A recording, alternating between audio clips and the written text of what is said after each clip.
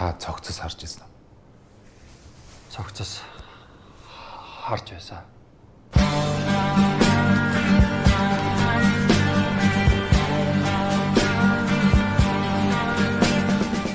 Үндэсний мэдээллийн Монцомын агентлагийн хүндэт тооморт өргөгдсөн өнөөдрийн зочин бол одоо дэлхийд хамгийн нэр хүндтэй Оскарын шагналын бүрэн хэмжээний кино төрөлд Монгол улсыг төлөөлөн оролцох болсон Чимээгүй хотын жолооч уран сайхны киноны найруулагч Сингд орж хүрэлцэн ирсэн байна. Танд энэ өдрийн мэнд төргий. За тань ч гэсэн энэ өдрийн мэнд төргий. Баярлалаа. Юуны өмнө танд болоод танай хамт олонд баяр хүргэе. Баярлалаа. Монгол улсыг дэлхийн одоо төвд аваачиж байгаа энэ боломж бол өнөөдөр энэ онд тохиож байна. Тийм учраас яг таны одоо энэ наадамд оролцох гэж байгаа төлөвлөгөө тэр сэтгэлдлийг сонсомоор байна. Баярлалаа. Яг мэдээж бол маш том одоо боломж, дээрээс нь маш том урам, маш том хариуцлага. Тэгээд Оскарын наадамд Оскар авна гэдэг бол бидний хувьд бол бас хэцүүлтэй яг үнийг хэлэхэд бол зүгээр бид одоо тийшээ оролцох өөрсдийнхөө киног дэвшүүлж өнөөдөр одоо тэр селекшн болж энэ Азийн төлөөлөл болж оролцсон гэдэг нь өөрөө маш том амжилт юм л да. Киночдын хувьд бөгөөд уран бүтээлчид тэгээ Монголын бас ард түмний хувьд ч гэдэг юм уу тий. Тэгээ тэр өнцгөрөө бидний хувьд бол манай кино групп хамт олонны хувьд бол маш өндөр сэтгэлтэй байгаа. Маш их төгшүүртэйж байгаа. Ер нь бараг одоо 3 сар бараг их төгшүүртэй л өнгөрөх байна. Оскарын наадамд Монгол улсыг төлөөлж оролцох гэж байгаа кино бол өөрийн гэсэн бас шалгууртай, цензуртэй. Ер нь Оскар бол өөрөө тухайн кино тухайн өнгөрсөн жилдээ ямар амжилт үзүүлв гэдгийг бас маш сайн хардаг. Тэгээд юу гэхээр одоо Чимээгүй хотын жолооч маань болохоор 24 онд Эстоны нийслэл Таллин хотод болдог. Одоо дэлхийн продюсеруудын холбооноос сүлэн зөвшөөрөгдсөн шилдэг 15 зэрэглэлийн наадам байдаг байхгүй. Тэгээд зэрэглэлийн наадамд манай Монгол улсаас competition хэсэг буюу одоо уралдаант хэсэг гэж тэр хэсэгт бол одоо Монголын кино оролцож байсан боловч бид нар хизээч гран-при авч үзээгүй байсан л да. Тэр тусмаа компетишн хэсэгт ороод Чимээгүй хотын жолооч маань гран-при авсан. Шилдэг киног нь аваад дээрээс нь шилдэг зураачийн номинацийг хүртэл авсан. Тэгээ 2 шагнал авсан. Тэгээд тэр одоо Таллины тэр наадмын одоо шууган гэдэг юм уу, чимээч гэдэг юм уу, ер нь бол дэлхийн нийтэд аягүй хүчтэй батсан. Ер нь маш олон кино наадмууд тухайн фестивалаас одоо шалгарсан кинонуудыг урьдаг. Тэр гран-при авсан кино өөрөө дэлхийд дээр бас арангаараа дэшээ гараад ирчдэг. Тэр үзүүлэлтээр мэдээж тодорхой хэмжээний Оскарт одоо нэр дэвших тэр одоо боломж үүд хаалгыг нээж өгсөн бичигдээгүй хууль байна л да. Бас тийм. Тэгэхээр бас шилдэг найруулагч гэдэг шагналыг бас хүртсэн шүү дээ. Бишкекийн наадмаас авсан хар хором наадам манай бас олон улсын кино наадам болдог шүү дээ. Тэрнээс шилдэг найруулагч авсан. Тэгээд сая Улаанбаатар олон улсын кино наадмаас бас шилдэг найруулагч. Гэт ер нь яг наадамд оролцоод шагнал авна гэхээс илүүгээр ер нь бол Монголын кино уран бүтээлч нар бол маш их одоо заавал шагнал авахгүй ч гэсэн тэр наадамд ядчил селекшн болоод орж ийн гэдэг нь л их том амжилт байгаад байна л да. Залуучдын хувьд ч гэсэн. Энэ уралдаанд оролцсноор ялангуяа олон улсын кино шүүмжлэгчдийн хараанд их өртдөг. Найруулагчийн үзэл санаа энэ кинонд хэрхэн туссан тухай бол их анхаарал татсан шүүмжүүд байсан. Таны урд өмнө хийжсэн кинонуудад таны энэ философи шингээд л явж байсан. Би болохоор юу гэдгийг 98 оноос анхлж кино хийж хэлсэн л хүн л дээ. Тэгэхээр ч одоо нэг 20 жил болж байгаа, 27 8 жил болж байгаа юм тий. Тэгээд яг энэ хугацаанд би одоо ч хүртэл суралцаал байгаа гэдэг нь одоо юу гэдгийг аль болохоор бүхий л жанрыг мэдрэхийг хичээсэн. Одоо драм, трагед, тэгэл одоо триллер, тэгэл эротик, комеди гэл ингээл аль болохоор бүхэл жанр руу би орохыг хичээдэг. альва хайрцагт орчихгүй юмсан тий. Ер нь найруулагч хүн бол өөрийн гэсэн одоо үзэл бодол, өөрийн гэсэн өнгө төрх тэр зүйлээ бол альва нэгэн хайрцагт аваачаад хийчих нь өөрийнхөө уран бүтээлийн хувьд цааших одоо орон зайд нь бол маш том хаалга хаагдчихдаг тийм л зүйл л дээ. Тэгэхээр яг уу зүгээр аль болохоор одоо ус шиг бай, уян бай. Тэгээд манай багш хэлдэг байсан. Одоо чи бол одоо асуултын тэмдэг бай. Хинч чамайг хараад уншиж чадахгүй бай. Ер нь үзэгчдэд чи өөрийгөө уншуулчих юм бол чамайг дахиж сонирхгүй шүү дээ. Угаасаа сонирм биш. Тэгээд тэр өнцгөрөөч гэдэг юм уу би маш их олон жанр руу орсон. Маш их одоо юу гэдгийг commercial art гэл тий.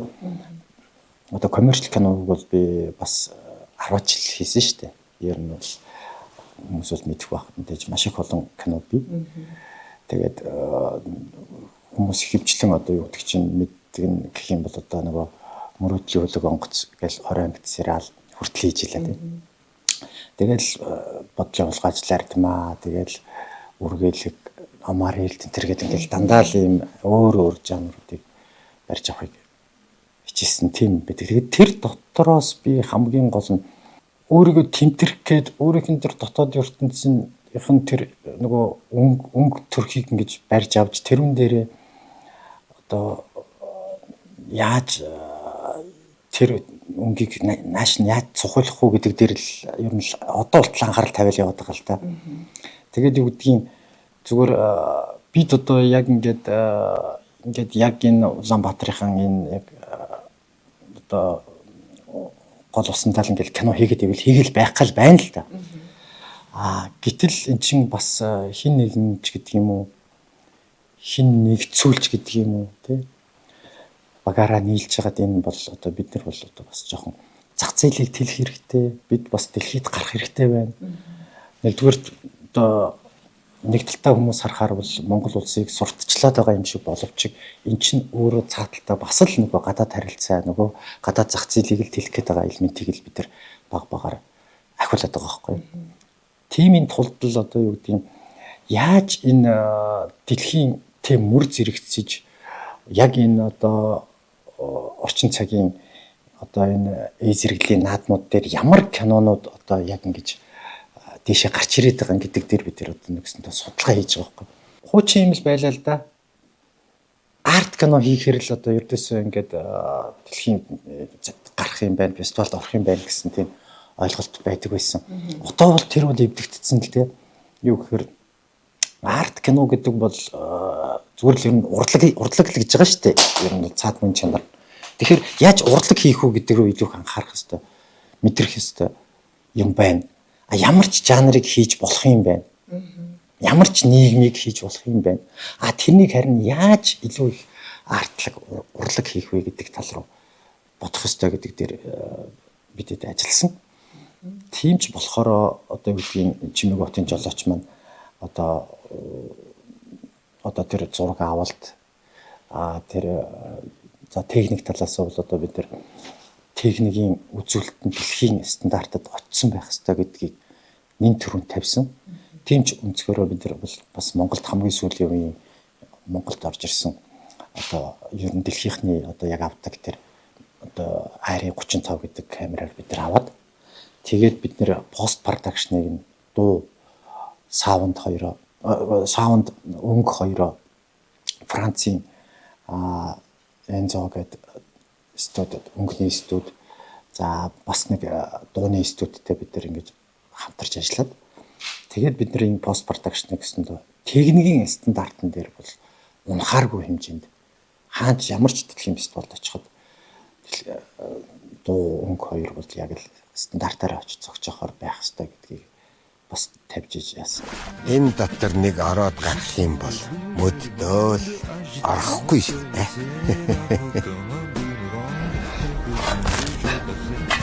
Манай аав залуудаа нохоо буддаг ажил хийдэг байсан. Амьд хүний алтай харьцаа нээж болох. Хүн ер нь өөрийгөө хизээ таньдгийг яагаад хүн болго ер нь өөрийгөө таних гэж ирмэлцдэг юм. Зарим тохиолдолд хүн ямар шалтгаанаас болоод бууж өгөх гээд байдаг. Та бол дандаа тэмцдэг тийм ээ. Тэмцэх өгүүлэмжийг одоо дөрүүдтэй шингээж өгдөг. За би зүгээр Чимээгүй хот дээр л жишээ татал ярьчих. Тэгэхээр энэ ингээд нийгэм доторх нийгэм гэж одоо баг хэлэхээр баг шахуу зүйл байхгүй юу? Нэгсэн доо Чимээгүй хот бидний хотын хажууд бас дахин нэг хот оршин тогтнож идэг. Тэр нь бол Чимээгүй хот гэдээ бид нар нэрлэлсэн оршуулгын газрыг. Гэвч яг бид нар бол өөрсдөө айгүй чимээтэй хотод амьдардаг мөртлөө өөрсдөө амар чимээгүй болцгоцсон. Тэгээ хин нэгээ чагнахаа болцсон. Зүгээр ингээд нэг утсал байвал түнд баг болдог болцсон. Тэгээ хин нэгнийх нь дотоод ертөнц рүү өнгийхөө болцсон. Хин нэгнтэйгээ одоо мэдхгүй ер нь дан гатнаас нь харж харьцдаг болцсон. Одоо хүн гэдэг амьтны чинь дотор хүссэн хүсээгүй бурхан чөтгөр хоёулаа оршиж идэг байхгүй юу?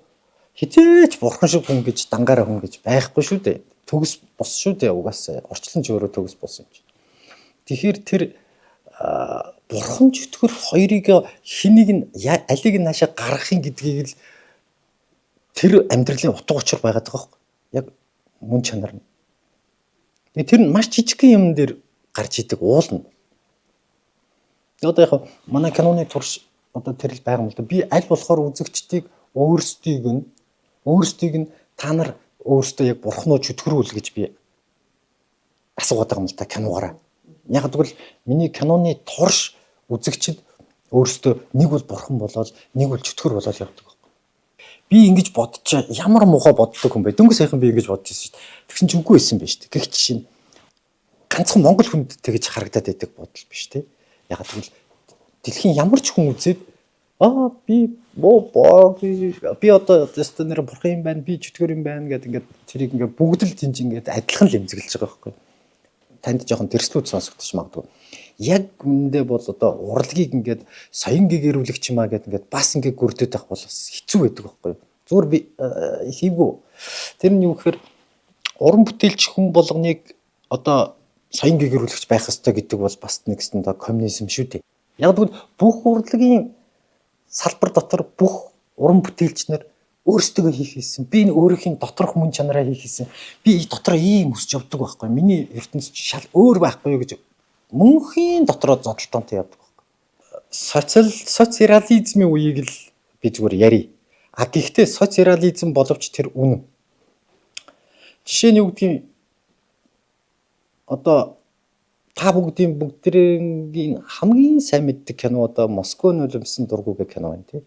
Москва нулимсан яриад. Тэгэд тэр кино тэр 70-д онд тэр 60-д оноос ахгуулаад тэр ингээд зохиолн гарцсан. Тэр ямар учиртай кино байсан бэ гэхээр тэр 2 дугаар дайны дараа Оросын ард түмний баг ихэнх нь ирчүүд нь алагдаад өрх толгойлсон хүүхнүүд асар их болцсон байсан уу яахгүй юу. Тэгээд тэр өрх толгойлсон хүүхнүүдийн тэр амьдрал дарлуулж байгаа, тэр амьдралын төлөө босч ирэх гээд тэмцэж чадахгүй гутарцсан байгаа, ирчүүд нь архинд орцгоодсон байгаа, тэ нөгөө дайн дажнаас өрхнөөс яатсан. Тэгээд ингээд тэр ард түмнийг тэр хүүхнүүдийг өстой босцгоо гэж хэлэх нэг кино хэрэгтэй байсан баг. Тэгэхээр жишээ нь тэр Москва нулимсан дургу гэдэг тэр киног хийгээд Меншов найруулад тэгээд тэр бүх холбоотын одоо хамаг бүхэл шагналыг нь авсан л та. Тэгээд тэр кино Оросд баг үзээгүй хүн гэж байхгүй. Орос ч хэдэн сая хүн амт тавилаа тийм. Тэгээд ингээд босч ирж ирсэн. Тухайн тэр текстний дараагаар тэр одоо нийгэм тэр чигээрээ эргэж сэргэж босч ирж байгаа. Тэгэхээр энэ кино өөр аимшигт том зэвсэг байхгүй. Тэгэхээр зэвсэг гэдгийг манай одоо улс төрийнх гэх юм уу тэд нар ойлгох хэрэгтэй л байна л та. Шал өөр юмлуудыг далигаад хэлчихв. Яг тэгвэл энийг болохоор манай улс төрчид ч гэдэг юм уу манай эдийн засгчид мэддэггүй байхгүй юу.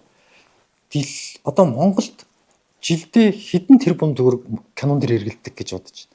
Тэгэхээр чин тэр бол одоо нэг бизнесмен нөхөр сонсчоод пөх тийм үү гэж. Нэрээ тийм биш тэг. Үнэн байхгүй юу. Яг тэгвэл Одоо жилдээ манайх ч одоо энэ контенттойгоо нийлэх юм бол баг 100-аад кино хийж штэ тий. Бүтээл контенттойгоо нийлэх юм бол. Тэгэд тэр кино чинь адгийн наацах нь одоо нэг доотлол нэг 200 саяар хийн үстэй. Тэгээд 200 саяыг 100-аар өржүүлэх юм бол эн чинь хэдэн тэрбум блэдэ базар энэ тий. Гэх жишээний тэгэхээр энэ их том мөнгө гэрэлтдэг байхгүй. А тэрнийг бол жишээ нь Солонгосууд илүү их нөгөө одоо entertainment чиглэл рүүгээ нөгөөдөг чинь нөгөөдөлж ажиллаж сурцсан болохоор хардсан болохоор энэ ямар том салбар вэ гэдгийг мэдсэн байхгүй. Тэгэхээр миний хэлэх гээд байгаа нь юу гэхээр одоо бид нар залуучууд одоо бид нар дэлхийн зах зээл рүү гарна гэдэг байгаа чинь одоо энд одоо нэг дэмжлэг хэрэгтэй да. Тэрнээс биш бид нэг 200-300 саяар хийгээд байгаа кино чинь Монголд л кино болно шүү дээ. Өссөн өсөөгөө тий. Тэгэхээр том харж чаддаг том продюсерууд орж ирж ийж гимээ энэ Монголын киноны зах зээл дэлхийн зах зээл рүү гарах гэдэг байхгүй. Тэгэхээр яг энэ продюсерийн салбар гэдэг бол дөнгөж саяхан л одоо баг байгуулагдаад баг 10 жилч болоогүй шүү дээ тий. Үүсч гарч ирээд. Тэгэхээр тэр салбарууд маань ямар үүсэл гаралтай вэ гэхээр ихэвчлэн бизнес үүсэл гаралтай улсууд продюсерын бөгөөд дистрибьюторын компаниуд байгуулад байгаа байхгүй. Тэгэхээр бизнес талаас хит давмгаалчаар тэргөө бизнесийн чинь зөвхөн энэ Монголтой нэг хэдэн үзэгчдээс нэг тойрсон нэг жижигхэн мөнгөөр жижигхэн кино хийгээд мөнгө олохоор бодоод байдаг. Нөгөө дэлхийн зах зээл рүү гарах хэмжээний тэр юм дээр болоод ирэхээр нөгөө урлаг гоо зүй нөгөө тэрэнд чинь нөгөө энэ чинь урлаг шаардсан шүү дээ тэр хүнээс чинь тий одоо кургзоор шаардсан шүү дээ тий тэр ядчил тэр нэг ном уншсан байх хэрэгтэй хүн шүү дээ тий гэтэл тэр чинь бизнесийн чиглэлийн хүн шүү дээ. Тэгэхээр тэрэн дээр очиод унчаад байгаа байхгүй юу. Тэгэхээр ер нь бол энэ продюсер тал хөгжиж ийж дистрибьютор талын Монголын тэр талын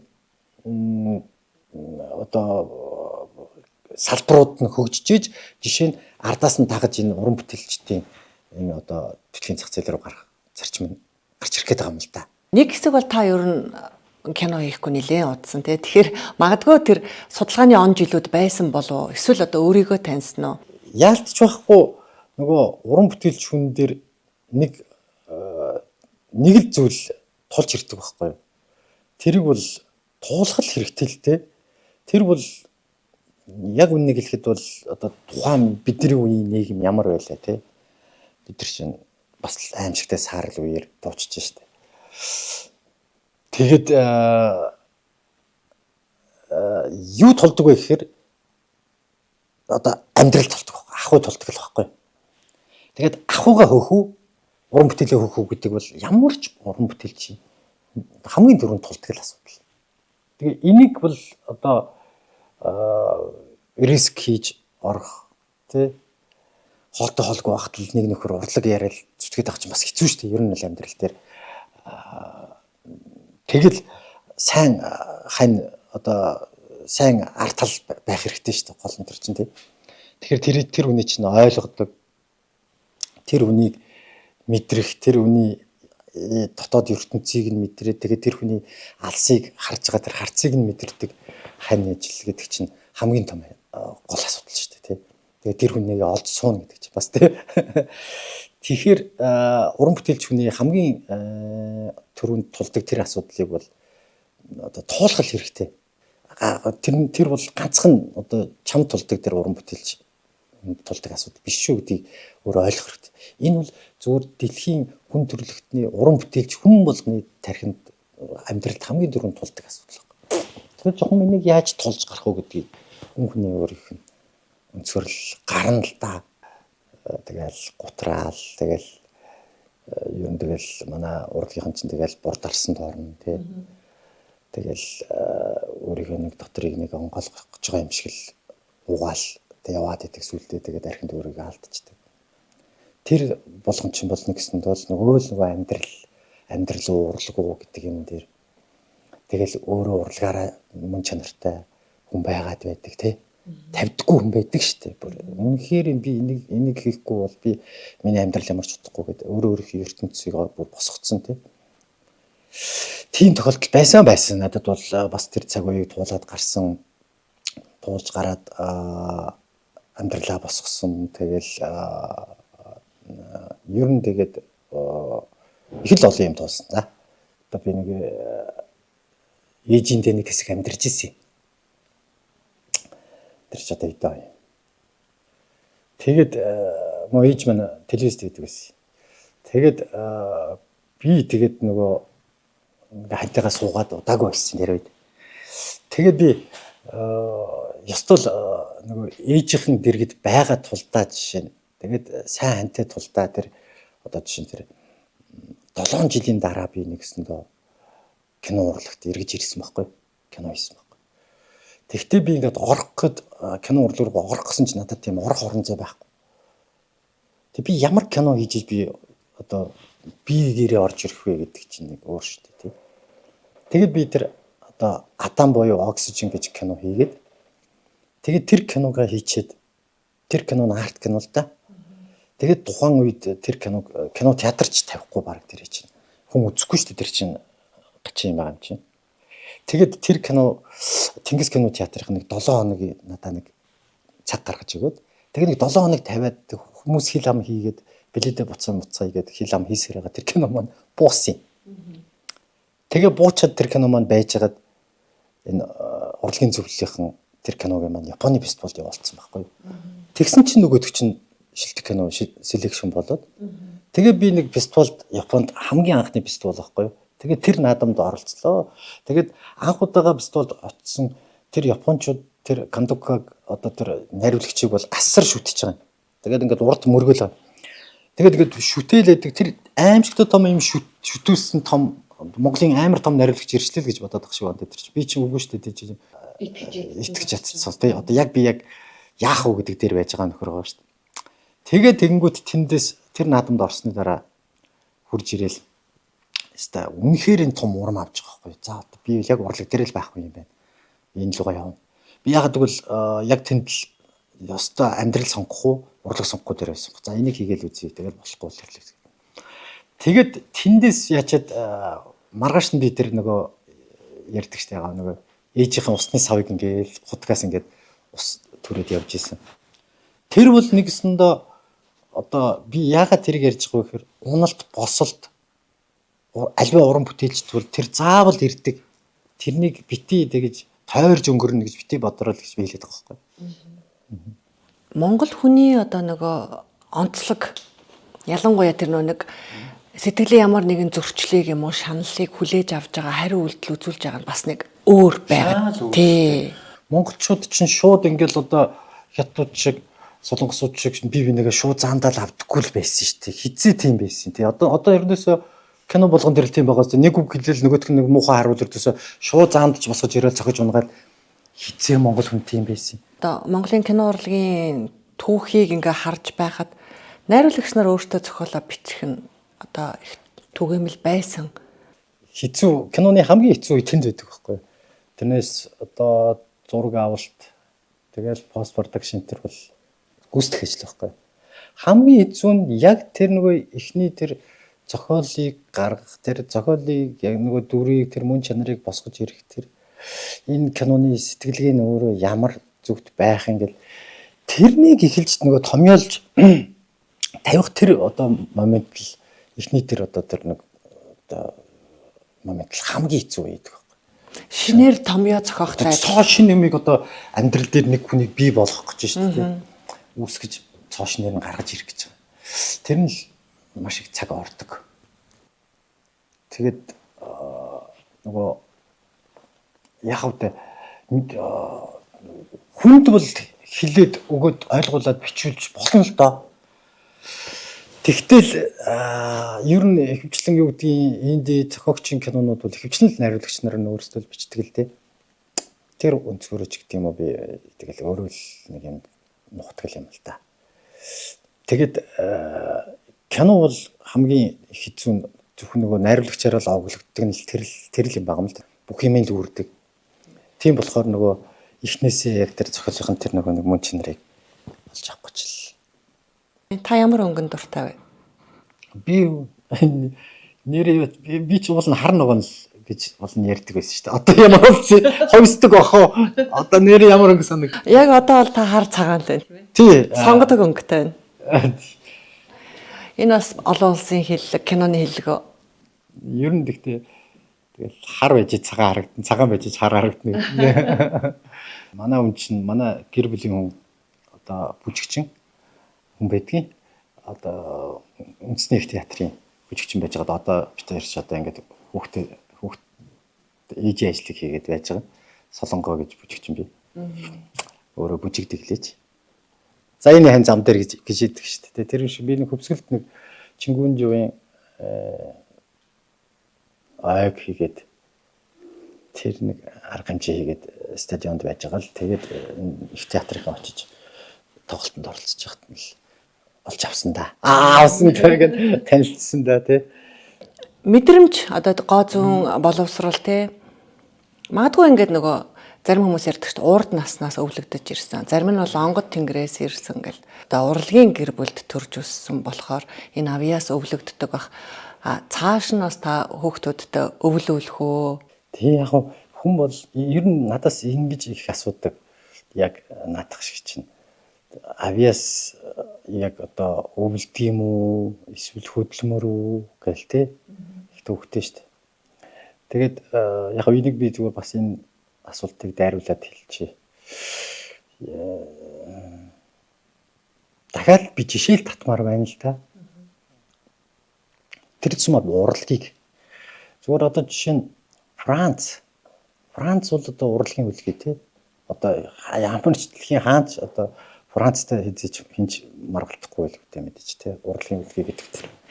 Тэгээд Францууд яаж тэр урлагийг ингэж их гоё элегантны ингэж их тийм цэвэрхэн хязгаарч алдахгүйгээр тий ингэж авч яваад байгаа юм бэ гэдгийн үндсэн цаад суурь нь юу байдаг вэ гэхээр нөгөө удам байдаг. Язгуур байдаг. Энийг бол би бол өстой нуухгүй хэл. Яг тэгвэл тэд нэр хизээд нэгсэндээ одоо удамшлын тэр урлагийн удамшлын тэр язгууртнуудыг бол өрдөөсөө мөнхөж үтдэг. Тэр хүн өнөөдөр өстой яаж ч одоо муу дампуу явж исэн ч үгүй наадах чинь тэр одоо тэрний хүүхэд энэний удам гэдгийг бүр ясмахнаасаа хүндэлдэг тийм юм. Тэгээ яг би нэг жишээ хэлэх гээд байгаа нь юу гэхээр одоо жишээ нь урлагийг тэгж жишээ нь балансалж байгаа юм л да тэд нар манай телегч хасар найз маань ярьж ирсэн.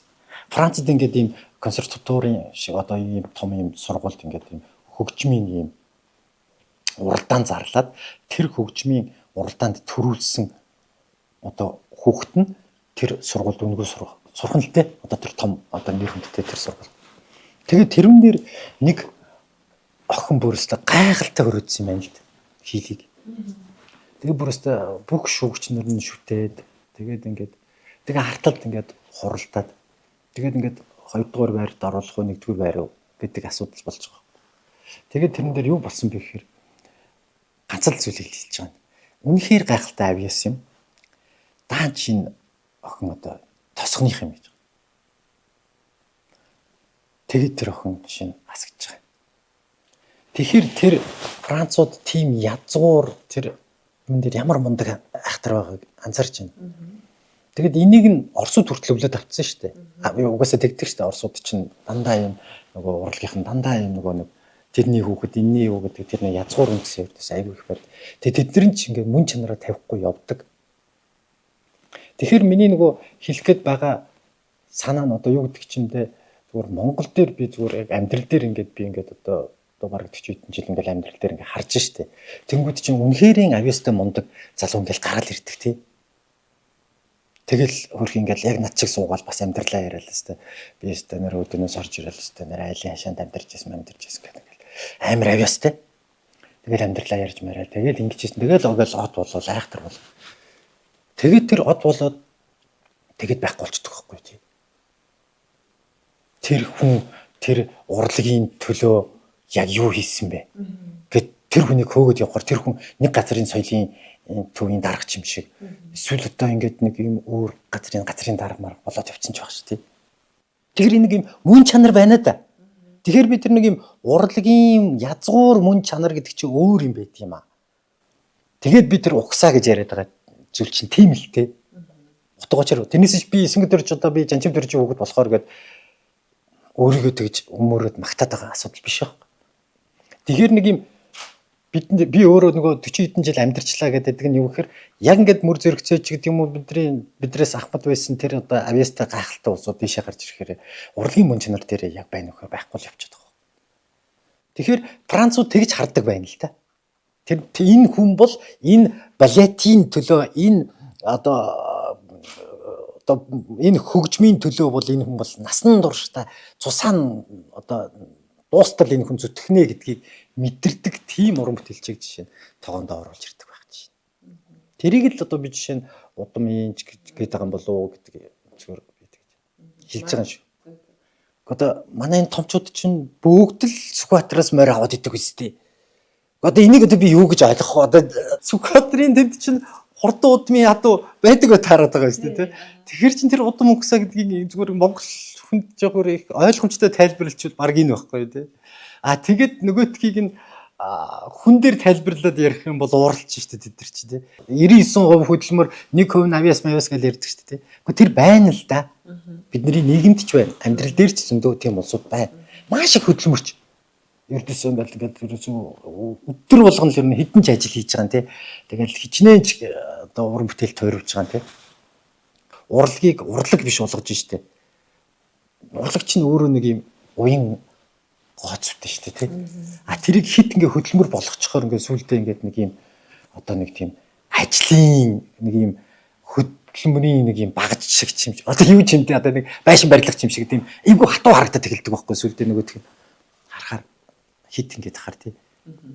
Юм шиг байгаа шүү. Бидний урилгыг таатаагаар хүлээн авсан. Тэгээд өөрийнхөө сэтгэлийг нээж сурсан мэдсэн зүйлээ харамгүй ярьж өглөө гэж бодож байна.